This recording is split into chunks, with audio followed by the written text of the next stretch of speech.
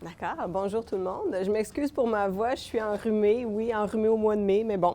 Alors, si je ne parle pas assez fort, vous me le direz. Je vais faire de mon mieux pour projeter malgré ma voix. Donc, oui, effectivement, je viens de terminer mon mémoire sous la direction de Gilles Quentin. Merci de le partir pour moi. Et puis, je soulignerai aussi que je suis intervenante depuis 7 ans pour l'organisme Je me fais une place en garderie à Montréal, qui est un organisme qui soutient l'intégration en service de garde d'enfants qui ont une déficience motrice. Donc, vous allez voir que ça a teinté un petit peu là, mon projet de recherche. Donc, pourquoi se questionner sur la qualité de l'intégration en service de garde?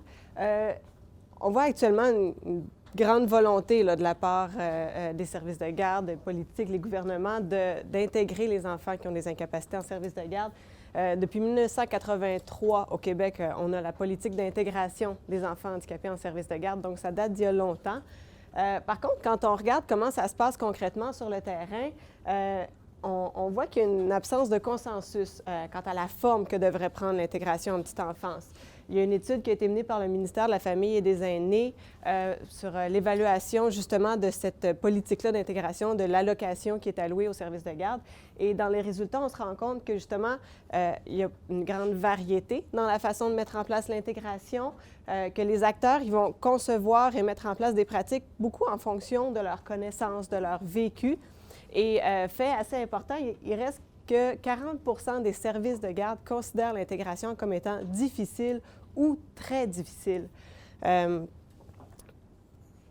Donc, on se rend compte qu'une intégration, le simple fait d'accueillir un enfant qui a des incapacités, ça ne signifie pas nécessairement qu'il va être réellement intégré au service de garde. Et on se rend compte aussi que la qualité globale telle que définie n'est pas suffisante en soi pour une intégration réussie. Hein, les pratiques éducatives de qualité en petite enfance ne sont pas nécessairement suffisantes pour soutenir le développement spécifique des enfants qui ont des incapacités. Ce qui m'a amené à me poser la question, mais qu'est-ce qu'une intégration de qualité? Et là où ma pratique est venue m'influencer, c'est que j'ai trouvé intéressant d'aller chercher les points de vue des parents d'enfants qui ont des incapacités, les points de vue des gestionnaires de CPE, ainsi que les points de vue des professionnels du réseau de la santé qui sont appelés à collaborer avec les services de garde pour l'intégration. Ma recherche avait 4 objectifs spécifiques, c'est-à-dire décrire le point de vue de chacun des groupes par rapport aux composantes d'une intégration de qualité et aussi faire ressortir les convergences et les divergences entre les points de vue exprimés par les 3 catégories de répondants. Et c'est ce à quoi je vais m'attarder aujourd'hui, étant donné le temps dont je dispose. On va surtout regarder les convergences et les divergences entre les points de vue exprimés. Donc, évidemment, il y a certains concepts qui sous-tendent la recherche et actuellement, quand on parle d'intégration, il y a une certaine confusion par rapport aux mots à utiliser. Hein? Dans les écrits de langue anglaise, on a beaucoup parlé de « inclusion ». On est passé du mainstreaming à l'inclusion, ce qui était une nouvelle conception de l'intégration. Ici, en français, il y a eu certaines divergences dans la façon de traduire ce mot-là en français. Il y a certains qui se sont positionnés pour l'utilisation en français du mot « inclusion ». Donc, on va dire que l'inclusion est la nouvelle façon de faire. D'autres, comme le groupe de chercheurs de l'Université du Québec en Outaouais, eux ont parlé d'éducation inclusive, mais ils vont reprendre les définitions qui ont été données par les auteurs anglophones de l'inclusion. Et le gouvernement du Québec, lui, s'est positionné pour le maintien du mot « intégration ». Donc, pourquoi le mot « intégration » ? C'est pour des raisons principalement de la signification du mot « intégration » en français, qui, quand on regarde le sens du mot, le mot « intégration » va vraiment parler d'un processus d'adaptation qui va être interactif, dynamique, qui va mener à la pleine appartenance à un groupe. Et alors que quand on regarde le mot « inclusion » en français, on parle plutôt d'insérer un corps étranger dans un ensemble plus vaste. Donc, le sens du mot « intégration » en français était beaucoup plus porteur, beaucoup plus riche. Et si on regarde, c'est aussi toute la notion du handicap qu'il y a derrière ce mot, derrière l'intégration qui a évolué au Québec. Donc, c'est pour ça que moi aussi, dans ma recherche, j'ai choisi d'utiliser le mot « intégration » en français. Et quand je vous dis qu'au Québec, c'est le sens du mot, et pardon, je cherche mes mots, c'est la conception même du handicap qui a évolué à travers le temps. Ça m'amène à vous présenter le processus de production du handicap. C'est le modèle conceptuel de compréhension du handicap au Québec et c'est ça qui vient un peu sous-tendre la décision du gouvernement de maintenir le mot intégration aussi. C'est, quand on regarde le processus de production du handicap, je vous l'explique brièvement parce qu'il n'est peut-être pas très connu en petite enfance. C'est qu'on vient séparer d'un côté les facteurs personnels à l'enfant, c'est-à-dire que l'enfant, lui, il y a des aptitudes, il y a des incapacités, donc il y a des choses qui appartiennent à l'enfant, et on vient séparer ça des facteurs environnementaux, c'est-à-dire que l'enfant, il entre en interaction avec un environnement qui peut l'aider ou lui nuire. Donc, on parle de facilitateur ou d'obstacle. Puis quand je parle d'environnement, c'est l'environnement physique, social, politique, même idéologique. Donc, c'est tout type d'environnement. Et c'est dans cette interaction-là que l'enfant va se retrouver soit en situation de handicap, donc il va avoir de la difficulté à réaliser ses habitudes de vie, manger, se déplacer, fréquenter un service de garde, se nourrir, ou soit en situation de participation sociale, où là, il va vivre pleinement sa vie d'enfant. L'intérêt du processus de production du handicap, c'est qu'on vient séparer les aptitudes de l'enfant de sa performance dans un contexte. C'est pas pareil évaluer l'audition d'un enfant dans un contexte clinique que de regarder un enfant qui va avoir à suivre une consigne dans un contexte de groupe pendant qu'un ami fait tomber une tour de bloc et que l'éducatrice parle et que d'autres enfants qui parlent en même temps. Donc, la performance dans le contexte n'est pas la même que son aptitude évaluée en contexte clinique. Et c'est ce qui est intéressant avec le processus de production du handicap. Et on vient aussi sortir du modèle curatif médical où on cherche à réparer l'enfant. Et ça vient en même temps soutenir toute la notion d'adapter l'environnement pour permettre la pleine participation de l'enfant. Et c'est beaucoup ce concept-là qu'il y avait en dessous de tout le nouveau concept de inclusion en anglais. Donc, c'est pour ça que même si on maintient le mot intégration au Québec, on a évolué au niveau conceptuel vers quelque chose qui ressemble à l'inclusion en anglais. Donc, pour répondre à ma question, j'ai rencontré 16 personnes, 16 participants. J'ai rencontré 5 parents d'enfants ayant des incapacités.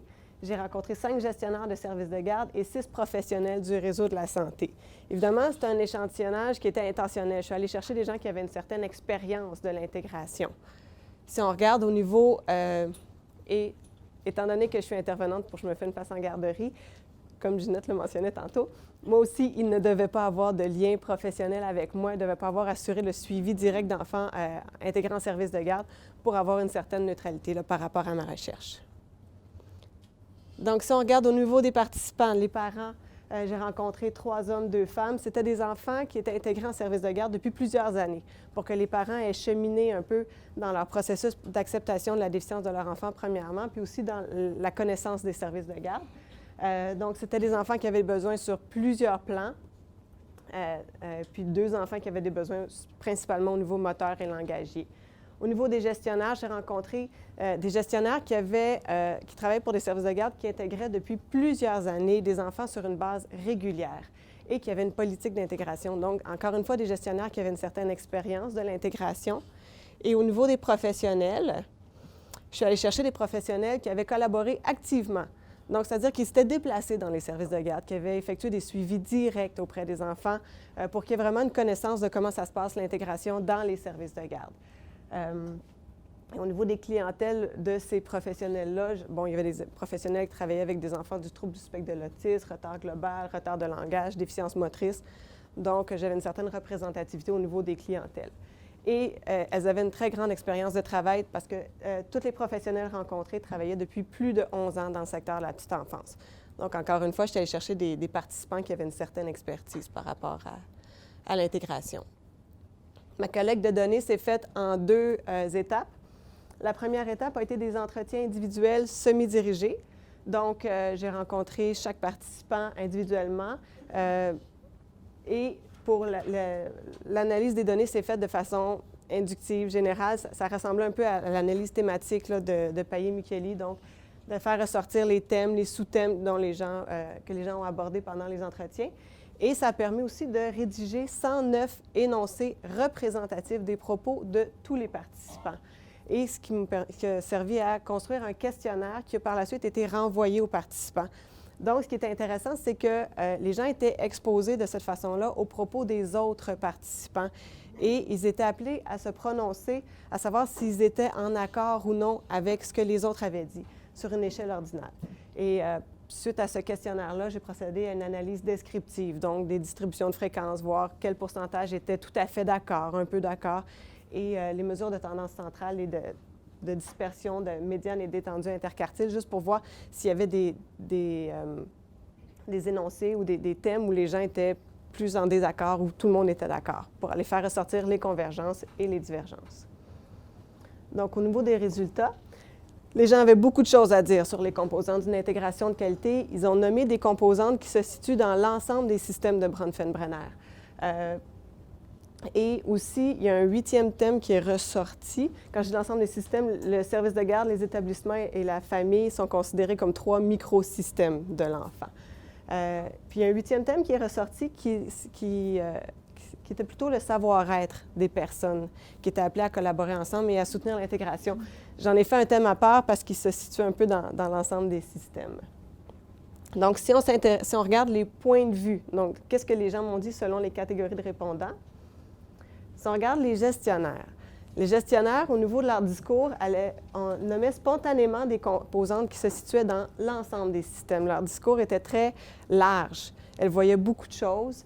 Ça allait de l'enfant jusqu'à l'idéologie. Donc, il y avait beaucoup de choses à dire. Il y avait de grandes similitudes dans le discours des gestionnaires par rapport aux valeurs qui sous-tendent l'intégration, à l'importance d'avoir une vision globale, une certaine adhésion en tant qu'équipe par rapport à l'intégration, et aussi une grande importance du rôle de la direction pour la mise en place d'une intégration de qualité. Les gestionnaires, elles se démarquaient dans leur réponse au questionnaire, elles se démarquaient par l'importance qu'elles accordent à la collaboration. Entre autres, l'importance de se fixer des objectifs communs en fonction du vécu de l'enfant au service de garde, l'importance que chacun soit présent aux rencontres. Donc ça s'est ressorti comme étant particulièrement important pour les gestionnaires. Et ce qui est intéressant aussi, c'est qu'on retrouvait ce même discours divergent par rapport aux pratiques concrètes d'intégration comme il était ressorti dans l'étude du ministère. Donc, on voit que quand on arrive à mettre en place une intégration, les solutions privilégiées n'étaient pas les mêmes d'une gestionnaire à l'autre. Au niveau des professionnels, elles abordent des composantes qui concernent plutôt l'enfant lui-même, ses besoins, sa socialisation, son bien-être. Donc, on reste plus près de l'enfant au niveau des composantes qui sont nommées. Évidemment, avec leur position en tant que thérapeute auprès des enfants, elles accordent plus d'importance à la capacité de soutenir le développement spécifique en lien avec les incapacités de l'enfant. Elles reconnaissent l'importance d'avoir accès à un service de garde de qualité. Ce qui est étrange, parce que c'est que les gestionnaires ne m'ont pas du tout mentionné l'accessibilité des services de garde et la qualité des services de garde, parce qu'elles voyaient leur CPE, tandis que les professionnels confrontés à plusieurs types de services de garde, pour eux, c'était vraiment un enjeu d'importance, avoir accès à un service de garde de qualité. Et autre fait intéressant par rapport aux réponses au questionnaire, c'est que les professionnels ont été très nombreuses à ne pas se prononcer par rapport aux ressources additionnelles nécessaires au service de garde pour une intégration de qualité. J'ai eu un fort pourcentage de taux de réponse, je ne sais pas. Donc, elles ne voulaient pas se prononcer. Il y avait comme une certaine méconnaissance par rapport aux besoins des services de garde. Par rapport aux parents, il y a eu seulement 2 thèmes communs à tous les parents. C'est la participation active de l'enfant et la communication entre toutes les personnes. Sinon, les discours, chacun allait me parler de certaines composantes, mais les discours étaient beaucoup plus uniques à chacun. Ils accordent également une grande importance à l'accessibilité des services de garde, avoir une place en service de garde quand on a un enfant qui a des besoins particuliers. Ils expriment le besoin de soutien pour la conciliation. Eux, ce n'est pas juste la conciliation travail-famille, c'est travail-famille-thérapie, parce qu'ils ont beaucoup de demandes de la part des thérapeutes. Donc ça, ils ont exprimé un grand besoin de soutien par rapport à ça.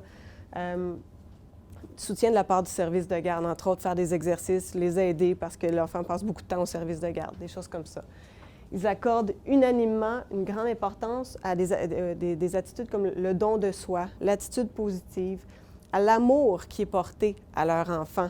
Et c'est vraiment nommé comme l'amour. Le parent qui m'en parlait a dit « Il aimait mon enfant, puis c'est de ça qu'on a besoin, les parents. » Donc, c'est vraiment l'amour porté à leur enfant, puis à la bienveillance des personnes qui prennent soin de leur enfant.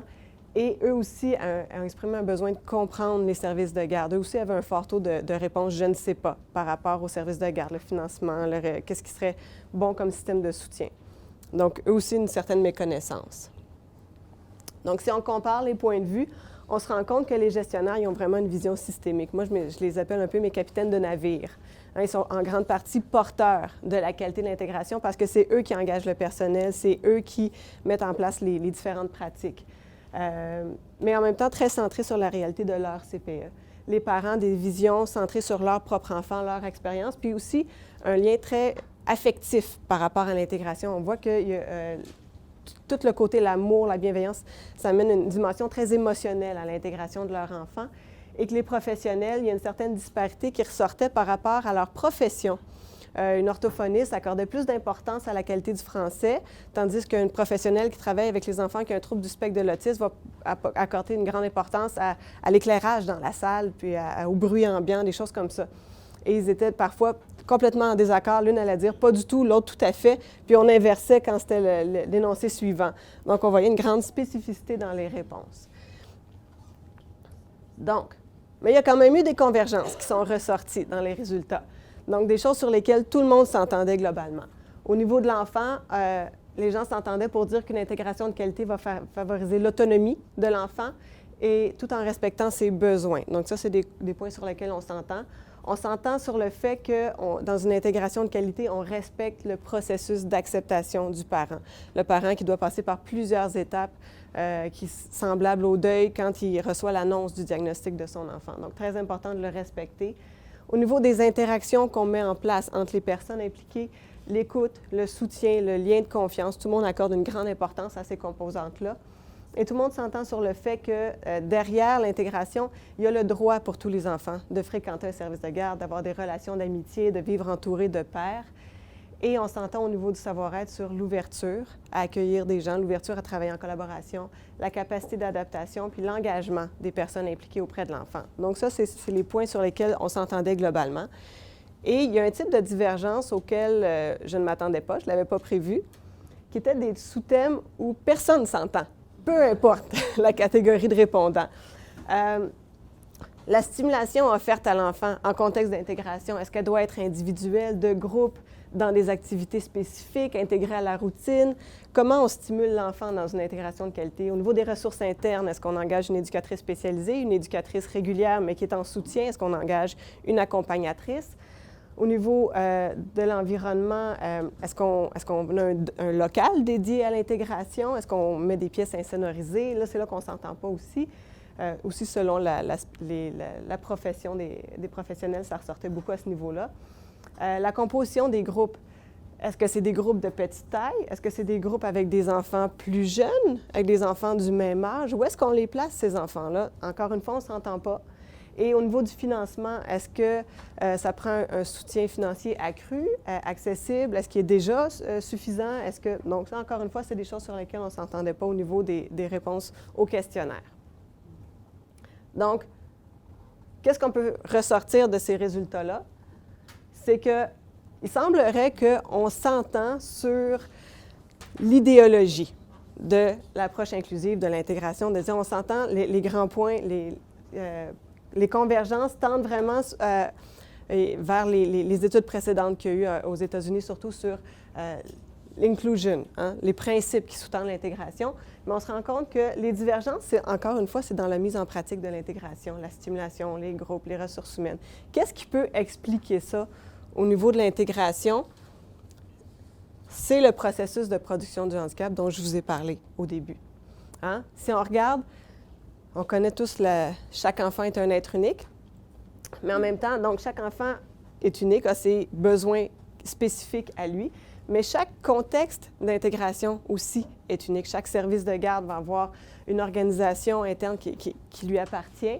Et donc, il n'y a pas de modèle de pratique d'intégration unique parce que puisque chaque enfant est unique, puisque chaque service de garde est unique, ça demande une variété de solutions pour mettre en pratique une intégration de qualité, mais en gardant en tête que l'objectif est de permettre une participation sociale optimale. C'est là la réponse, dans le fond.